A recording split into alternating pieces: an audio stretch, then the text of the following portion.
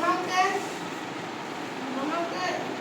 4 centimetre বহল আৰু 10 centimetre মান দীঘল দুটা কাৰ্ডবৰ্ড লাগিছে, এটা বেজ আৰু এটা ষ্টেণ্ড। বেজৰ লগত আঠাৰ সহায়ত সংযোগ কৰি যোগ চিনৰ সহায়ত আমি কাৰ্ডবৰ্ড দুটা লগাই দিছোঁ আৰু 4টা কাপ চাৰিটাৰ মূৰত এমুঠীয়াকৈ লগাইছোঁ আৰু গজাটোৰ ওপৰত ইয়াৰ মাৰিছোঁ। তাৰপিছত হৈ গ'ল আমাৰ এথিমোমিটাৰ। আৰু যেতিয়া ইয়াত বায়ু লাগে তেতিয়া ই ঘূৰিব আৰু যেতিয়া লাহে লাহে ঘূৰে তেতিয়া আমি গম পাম যে বতাহ লাহে লাহে ঘূৰি আছে।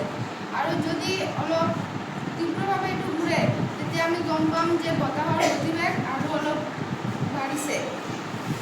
এয়াই আছিল এইটোৰ কাম আৰু কাৰ্যপ্ৰণালী। ধন্যবাদ।